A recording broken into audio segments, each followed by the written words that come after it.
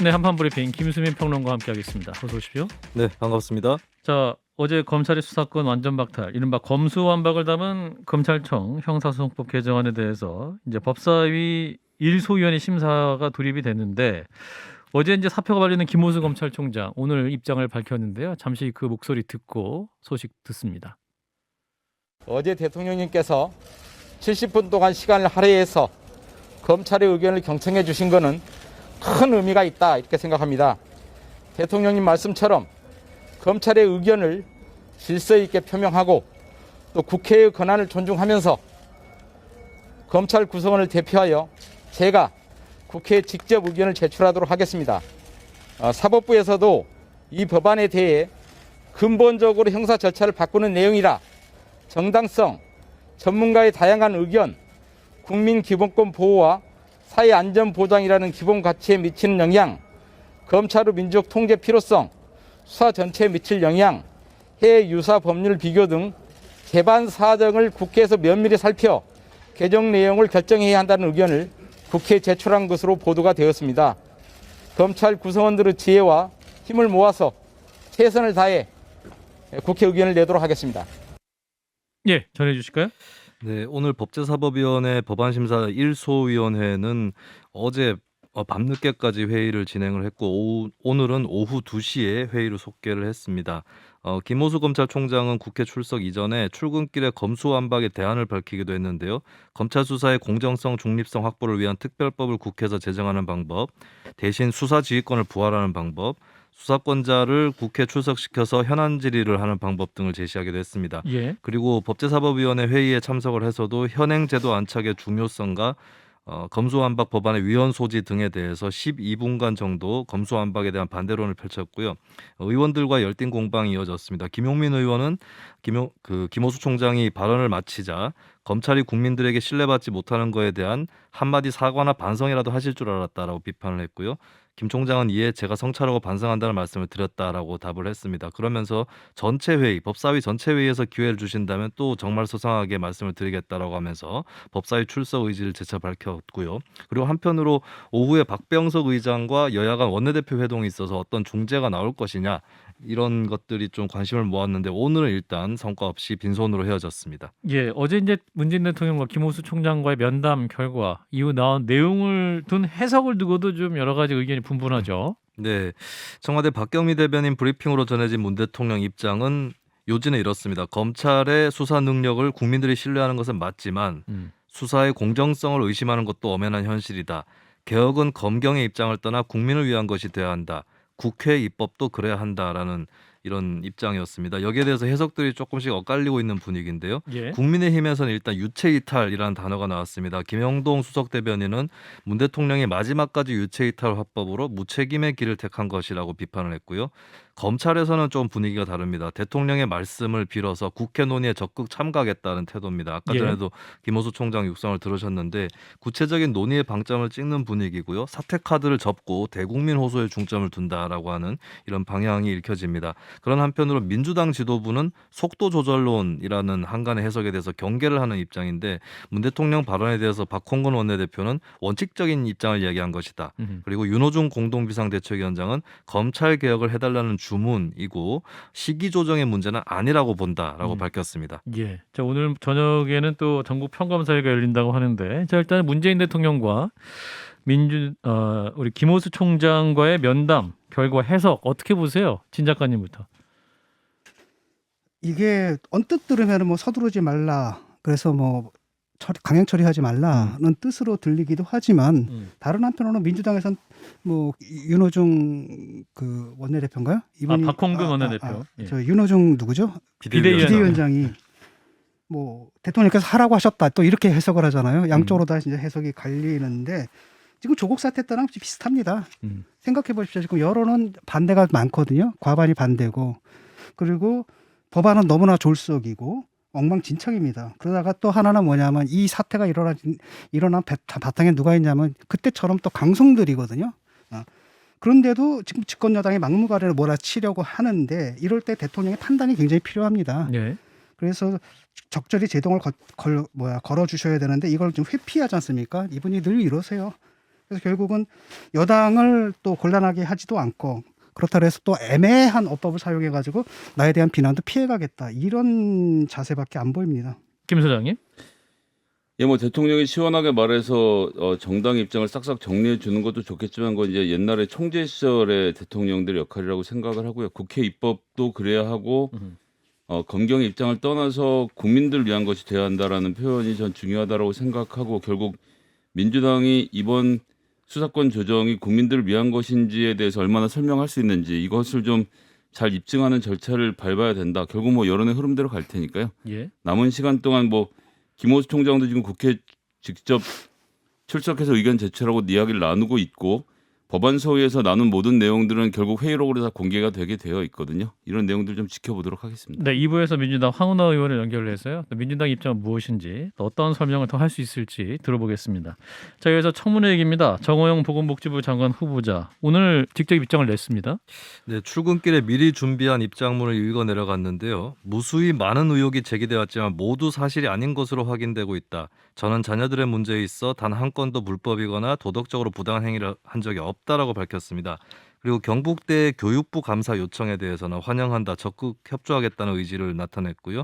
아들 병역 논란 재검사에 대해서는 국회에서 하루빨리 의료기관을 지정해 주시라라고 촉구를 했습니다. 그리고 기자들의 질문이 잇따랐는데 위법이 아니라도 이해충돌 여지가 있는 것 아니냐라는 질문에 대해서 국민 정서에 맞지 않는다는 말씀이시죠. 마음이 불편하셨다면 송구스럽게 생각한다라고 했습니다. 예. 그리고 일각에서는 윤석열 대통령 당선자와 정호영 후보자가 40년 직이라서 당선인이 망설이는 거 아니냐 이런 의견이 있었는데요. 여기에 대해서 오늘 대통령 대변인이죠. 배현진 의원이 답변을 했습니다. 40년 직이라는 말은 잘못 알려진 잘못된 사실이다.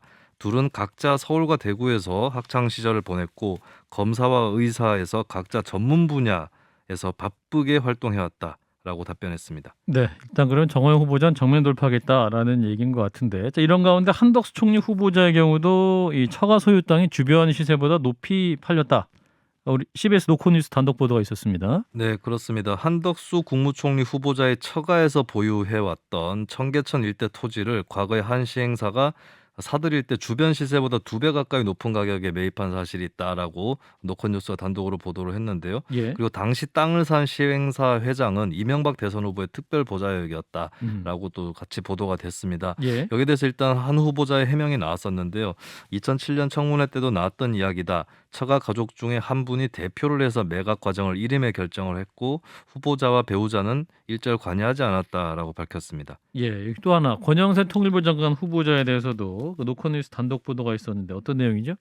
네, 권영세 후보자가 2013년부터 2015년까지 주중대사로 재직할 당시의 일이었는데요. 예. 이 권 후보자의 형제가 대주주이자 또 운영을 했던 그 법인이 중국 커피 사업을 포기하는 과정에서 약 200억 원을 받았다라고 하는 내용입니다. 네. 지분율상 이 인사는 아마 160억 정도 받아간 것으로 추산이 된다라고 또 보도를 했는데요. 예. 그러니까 사업을 일으키고 철수하는 협상에 이르기까지 3년의 시간이 걸렸는데 초기 투자 대비 10배에 가까운 보상금을 받았다라고 하는 내용이고 또 그 업체 입장에서도 과실과 책임이 있는데도 이런 거액의 합의금이 전달된 것이다. 라는 보도 내용이었습니다. 그리고 여기에 이 사업에 11억 원을 투자를 하고 또 수십억 원을 대여한 대한방직이라는 기업이 있는데 이쪽에 설범 회장과 권영세 의원이 막역한 사이다라는 내용도 같이 보도가 됐습니다. 네. 권영세 후보자의 반박도 있었는데 어떤 내용이죠? 권 후보자 반박은 기본적으로 후보자와는 무관한 사안이며 후보자는 사업의 구체적인 내용에 대해서 알지 못한다라는 것이었고요. 그럼에도 혹시 오해를 살 가능성을 우려해서 당시 주중대사로 임명되고 이해충돌을 피하기 위해 선제적으로 해당 법인 주식을 처음 매입한 가격과 동일한 가격으로 매도한 조치까지 취했다라고 밝혔습니다. 예, 이제 언론들이 총리 후보자 또 장관 후보자들에 대한 그 검증도 직접 나서면서 여러 의혹들이 나오고 있는데요. 여기서 한덕수 인사청문 특위 더불어민주당 간사를 맡고 있는 분이죠. 민주당 강병원 의원을 연결하겠습니다. 사전 인터뷰로 진행했습니다. 의원님 안녕하십니까? 예, 안녕하세요. 강병원 의원입니다. 예, 의원님께서 이제 그 국민을 농락하고 짓밟는 한덕수 후보자의 오만하고 거만한 인식이 절정에 달했다라는 입장을 발표하셨는데요. 어떤 맥락에서 하신 말씀인가요? 요즘 그 정호영 보건복지부 장관 후보자에 대해서 심지어 뭐 보수 언론들까지 나서서 분노의 글들을 표출을 하고 있는데요. 국민들은 또 어떻겠습니까? 근데 저는 이렇게 이런 정호영 후보자에 대해서 한덕수 국무총리 후보자가 문제 있는 것은 알았으나 그렇게 심각하지 않다고 판단했다는 발언을 했습니다. 예. 이 말을 듣고 저는 도대체 이분은 정말 그 국민 절대 다수와 너무 동떨어진 뭔가 특권의 세상에서 살고 계신 것이 아닌가 매우 놀라웠고요. 예.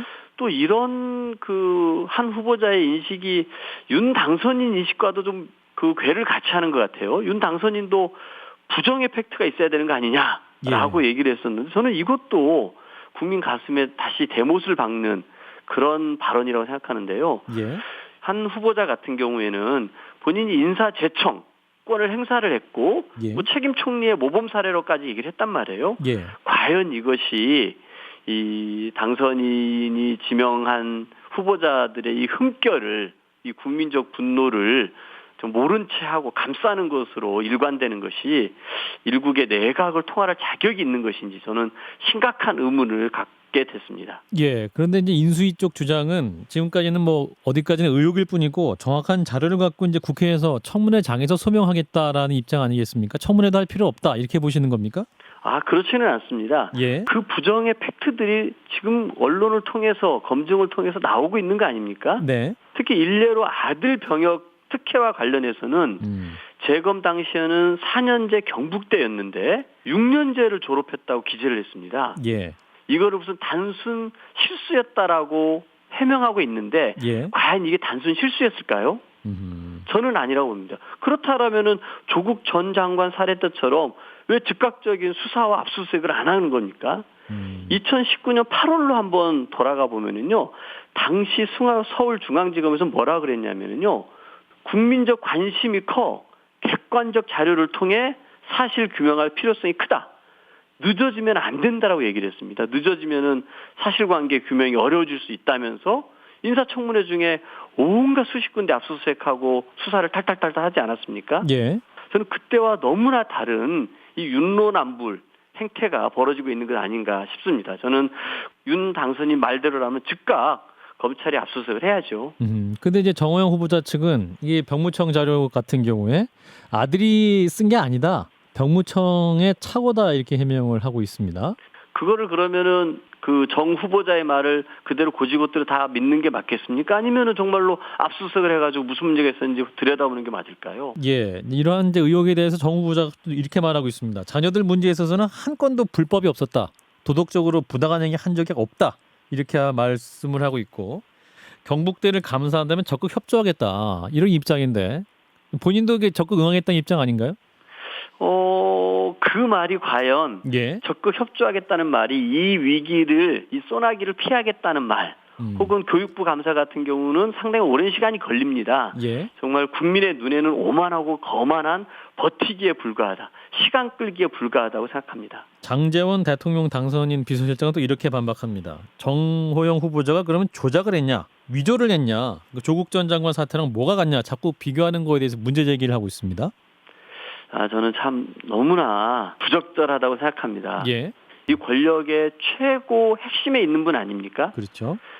과거를 생각하지 않고 이렇게 감싸기만으로 일관했을 때 그 국민들의 준엄한 심판은 결국은 새롭게 출범하는 윤석열 정부에 대한 불신으로부터 시작될 것이고 그거에 대한 모든 후과는 당선인과 장제원 같은 윤핵관이 지게 될 것이라고 생각합니다. 이제 윤석열 정부에 대한 국민들의 큰 불신으로 이어질 것이다라는 말씀. 한편 이제 다음 주 월요일과 화요일이죠. 한덕수 국무총리 후보자의 청문회가 있습니다. 의원님께서 이제 인사청문특위 간사신데 가장 집중적으로 의혹이라고 보시는 부분은 어떤 문제일까요? 우리 국민 모두가 궁금해하는 거는 예. 김앤장에서 2017년 12월부터 이 총리 후보자 지명되기 전까지 거기에서 어떤 일을 하시고 예. 20억 가까운 고문료를 받지 않았습니까? 그렇습니다. 과연 그게 무엇이었을까? 국민들은 굉장히 궁금해합니다. 예. 이거에 대해서 그 한 후보자가 한국에 진출한 외국 기업들 투자자에게 경제 설명을 했다. 외국 기업의 국내 정책 시스템을 구체적으로 설명했다. 국내 기업 외국 네트워크를 구축해줬다. 이런 얘기를 하셨거든요. 예. 이거 보면 굉장히 뭔가 국익을 위해서 엄청난 좋은 일을 하신 것 같지 않습니까? 예. 저는 그렇다고 하면은 정말로 그때 김앤장에서 어떤 법적 지위로 정말 어떤 기업들을 위해서 이런 일들을 해줬는지 떳떳하게 밝히면 될 거라고 생각합니다. 자문 내역과 직무, 근로계약서 등 재반 자료 일체를 요청하고 계시죠? 이게 저희가 4월 7일 총리 인준안이 국회로 온 직후부터 요청했던 자료인데요. 예. 아직도 안 오고 있습니다. 아, 그 한덕수 후보자가 이 자료 제출 지연되는 것에 대해서 뭐 사실을 명확히 확인해야 하고 자료 찾기도 어렵다고 변명하고 있습니다. 한덕수 후보자가 49년생이시거든요. 예. 저희가 6.25 때 자료를 달라는 게 아니지 않습니까? 예. 바로 전 직장에서 김앤장에서 근무했던 자료를 달라는 겁니다. 예, 김앤장 같은 경우도 이제 법률 회사이기도 하고 어떠한 그 기업들 같은 경우는 그 회사의 고객이기도 한데 또 그 법인 입장에서는 고객들에게 어떻게 영업했다라는 것도 좀 뭐랄까 그 회사의 기밀일 수 있고 어떤 보호해야 할 정보가 되지 않을까요? 저희가 요구하는 것이요. 예. 개인 정보를 다 담아서 기업의 정보를 다 담아서 달라고 요청할까요? 저희도 그렇게 무리한 요구하지 않습니다. 예. 어쨌든 본인의 이 정당함을 입증할 수 있는 자료를 달라고 하는 것이고요. 예. 그 정도를 못 준다 그러면은 본인이 내세웠던 그런 일을 했다라는 것이 실상은 명분일 뿐이고 실제 했던 일은 총리 후보자라는 직책을 지렛대로 해가지고 정재계 인맥을 뚫어준 것은 아닌지 혹은 공직에 있으면서 취득했던 정보나 인맥들을 돈벌이로 썼던 것은 아닌지 이렇게 의심하는 것도 합리적인 의심 중에 하나 아니겠습니까? 이렇게 오해받지 않으려면은 자료를 제출하라는 겁니다. 예. 또 하나 이제 한덕수 후보자가 서울 종로구에 있던 토지 그 부동산 사업 시행자에게 파는 과정에서 50억 원대의 차익을 거뒀다라는 보도도 있었죠. 이 부분은 어떻게 보고 계십니까? 저는 뭐 여러 가지 의혹들이 이제 쏟아져 나오고 예. 여러 이제 언론과 의원님들이 그런 부분들을 검증해 나가고 있지 않습니까? 예. 더 큰 문제는 이렇게 한독수 총리 후보자처럼 총리까지 지내신 분이 김앤장에 가서 고문 역할을 하지 않았습니까? 예. 이분이 그 과거에 고위공직자라는 신분을 이용을 해서 현직에 있는 공직자들에게 기업들과의 만남을 주도를 해주고 주선을 해주고 예. 거기에서 본인은 돈을 벌은 거 아닌가 의심이 되는데요. 예. 이런 분이 다시 국무총리로 돌아오게 된다면은 이 공직사회 변화는 충격이 어마어마할 거라 생각합니다. 왜 그러냐면은 이 퇴직 공직자의 무리한 요구나 이권 청탁 이런 요구가 공직사회에서 더 은밀하게 작동할 것이 뻔하지 않습니까? 예. 왜 그러냐면은 현직에 있는 분들은 이제 그 퇴직하고 밖에 나가서 이런 로펌 같은 데서 뭐 고문이라는 직책으로 뭐 자문위원이라는 직책으로 일하시는 분들이 있지 않습니까? 예. 그분들이 뭔가 우리 뭐 후배님, 장관님, 차관님 이것 좀 한번 알아봐 주세요. 누구누구 한번 만나 주세요라는 말만 하겠지만 예. 그 만났을 때 그 기업의 요구를 무시할 수 있겠습니까? 이분이 언제 또 국무총리로 돌아올지 모르는데요. 저는 공직사회에 이 윤리기강이 무너질 수 있는 잘못된 인사가 아닌가 싶습니다. 예, 그렇군요. 이제 마지막으로 한 질문만 더 드리겠습니다. 그 한동훈 법무부 장관 후보자 인선은 어떻게 보고 계십니까? 저는 국민을 상대로 혹은 더불어민주당을 상대로 현재 문재인 대통령을 상대로 전쟁을 하겠다라는 강력한 표시 아닌가 싶습니다. 전쟁이요? 예, 정실 보훈 인사를 통해서 사정과 정치 보복의 칼바람으로 이 전국을 제압해 가겠다라는 윤석열 당선인의 뜻이 이 한동훈 법무부 장관 후보 지명에 담긴 것이 아닌가 생각이 듭니다. 그런데 오늘 이제 김종인 전 국민의힘 비대위원장이 저희 김현정의 뉴스에서 이런 말씀을 했네요. 가장 잘한 인사다. 대통령이 무조건 맹종하는 스타일이 아닌 쓴소리도 할 줄 아는 사람이기 때문에 잘된 인사라고 평가를 하십니다만 어떻게 들으셨습니까? 저는 전혀 다른 평가를 합니다. 예. 오히려 윤석열 당선인과는 뭐 초임 검사 시절부터 쭉 호흡을 맞춰오지 않았습니까? 예. 아마 윤 당선인이 지금까지 정치 검찰로서 성장해 오는데 네. 많은 좋은 그룹 중에 한 사람으로 한동훈 검사장이 있었다는 얘기도 들리고 있습니다. 그런 방식에 익숙한 검사가 아닌가 싶거든요. 저는 그런 의미에서 오히려 윤 당선인이 내세웠던 정치 보복하겠다라는 말을 실천할 수 있는 칼잡이를 기용한 것이다 라고 보고 있습니다. 그래서 민주당 일각에서는 그 한동훈 법무장관 후보자 인사청문회의 경우에도 이 청문회마저 보이콧하겠다는 목소리도 나옵니다만 실제로 보이콧도 가능한 시나리오입니까? 저는 오히려 청문회는 철저히 해야 된다고 보고요. 아하, 예. 국민으로 하여금 얼마나 자질 없는 인사를 세웠는지 알게 하는 게 중요하다고 생각하고 예. 그건 국회의 의무 아니겠습니까? 예. 청문회를 보이콧하지 않고 열심히 준비하시겠다는 의미로 듣겠습니다. 네, 무엇보다 또 다음 주에 있을 총리 후보자 인사청문회도 관심 있게 지켜보도록 하죠. 의원님 말씀 잘 들었습니다. 네, 감사합니다. 네, 더불어민주당 강병원 의원이었습니다. 예, 이제 인사청문회가 가까울수록 총리 후보자, 또 장관 후보자에 대한 기사가 많이 나오고 있는데요. 일단은 정호영 후보자 오늘 입장 발표는 어떻게 들으셨는지 진 작가님부터. 사실 뭐 조국과 경우가 다르다는 것은 맞는 얘기입니다. 뭐 7대 스펙, 뭐 날조, 위조 이런 것은 없지 않습니까? 지금까지 나온 걸 보게 되면 형사적 의미에서 뭐 범죄를 이룰 정도는 아닌데 그래도 아파 찬스를 사용한 것만은 좀 부정할 수 없어 보이거든요. 그런데 인사청문회라는 게 유무죄를 가리는 형사 법원이 아니라 공직에 요구되는 윤리적 자격을 갖췄느냐를 따지는 부분이거든요. 예.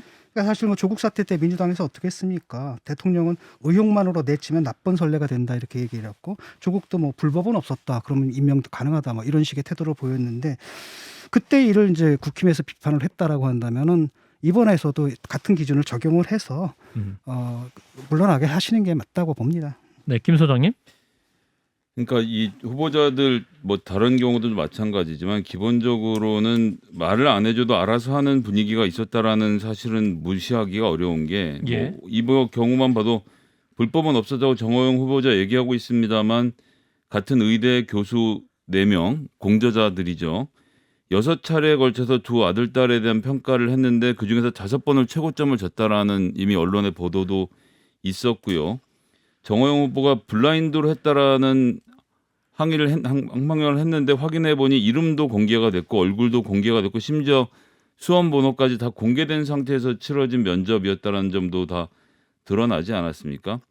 이분 정도의 도덕성과 이런 기준 이런 게 별 문제가 없다고 생각하고 지금 장관 후보자직을 수락한 거잖아요. 그럼 예. 이분이 지금 보건복지부 장관이 되시면 경북대 의대가 사업 신청 300억짜리 하면 뭐 충분히 자격 있는 학교인데 내가 안 해줄 이유가 뭐가 있느냐라고 하실 분이기 때문에 국민들이 생각하신 기준은 좀 안 맞을 것 같습니다. 예. 자, 한덕수 총리 후보자 그리고 권영세 통일부 장관 후보자 관련 논란은 어떻게 들으셨는지 진 작가님. 그거 뭐 따져봐야죠. 청문회라는 게 이제 그거 하라고 만든 자리인데 네. 그 민주당에서 사실상 청문회 제도를 의미 없게 만들었거든요. 왜냐하면은 조국 사태 임명을 하면서 사실은 이게 징역 4년이 나온 형이잖아요. 그럼에도 불구하고 임명을 강행했다면은 다른 사람들 이 정도의 그 부정적인 스펙을 가진 사람이 많을 수가 없거든요. 그런 사람들 다 통과시켜야 되는 거고 실제로 또 34명이나 그 동의서 없이 임명 동의 없이 그냥 임명식 하지 않았습니까? 네. 그래서 참 재밌습니다. 그땐 그랬던 사람들이 지금 와가지고 또 막 뭐 공정 이렇게 얘기를 하는 걸 보면은 네. 김 소장님. 김앤장 대표 입장에서는 한덕수 총리 후보자에 대해서 우리 직원이 이번에 총리가 됐어라고 말할 상황이죠. 지금 현재 김앤장에 근무하고 있는 비법조인 고문단이 70명이 넘고 여긴 장관 차관들이 포함되어 있다고 합니다. 변호사 같은 경우 수입 내역이라도 정리가 되는데 예. 변호사가 아닌 분들 이런 내용도 정리가 안 되고 있는 상태에서 자료도 제출하고 있지 않은 한덕수 총리 좀 처신이 부적절해 보이고요. 권영세 후보자 논란 이 두 가지도 또 공통점이 자기들은 안 했다는 거예요. 거꾸로 이런 계약을 할 때 이 사람이 주요 공직자이기 때문에 어떻게 되는지를 더 엄밀하게 봐야 될 위치인데 외면했다는 것 자체가 공직자로서 여러 가지 부적절함이 있었다는 것을 알면 이 관련돼서는 청문회를 통해서 좀 엄밀하게 짚어봐야 될 거라고 생각합니다. 알겠습니다. 자, 지방선거 소식 좀 짧게 들어보겠습니다. 민주당의 경기도지사 선거 4파전으로 치기됐고 경선룰도 확정이 됐네요. 그렇습니다. 4명의 최종 진출 후보는 김동연 새로운 물결 대표, 안민석 의원, 염태영 전 수원시장, 조정식 의원 이렇게 4명이고요. 예. 경선 방식은 권리당원 50%, 일반 국민 50% 비율로 조사를 해서 1차 투표를 하고 과반이 나오지 않으면 결선 투표를 실시한다. 그리고 결선 투표는 1차 경선과 같은 방식으로 진행한다는 내용입니다. 예. 결선 투표는 김동연 대표를 뺀 3명의 후보가 공동으로 주장해왔던 내용이기 때문에 이 3명이 이제 단일화를 한다 만다 이런 이렇게 논의들이 있었잖아요. 근데 네. 이제 단일화 할 필요 없이 만약에 3명 중에 1명이 결선 투표에 진출하게 되면 단일화 효과가 있을 수 있다라는 그런 전망이 나오고 있습니다. 충북도지사 보는 노영민 전 대통령 비서실장 임명됐군요. 네, 공천됐군요. 단수 예, 공천. 노 전 실장은 다주택 처분 당시에 청주 아파트를 처분을 해서 논란이 됐었던 적이 있습니다. 네. 근데 이제 청주 아파트가 그때는 비어 있었고 나중에는 서울 반포 아파트도 처분을 했다. 그래서 무주택자가 됐다라고 평가가 나오면서 의혹이 해소되었다라고 민주당 공천 기구에서는 판단을 했다라고 볼 수 있겠습니다. 이에 대해서 그동안 노 전 실장 등을 부적격 인사로 거론을 해왔었던 박지원 공동 비대위원장이 방송에서 입장을 밝혔는데요. 네. 저는 계속 반대 의사를 표명을 해왔고 오늘도 제 마음은 변하지 않는다라고 어느 정도 좀 불만을 표시를 했습니다. 그러면서 국민들의 눈높이에서 문제가 있다고 한다면 그건 이제 각자 스스로 판단할 문제라고 밝혔습니다. 네.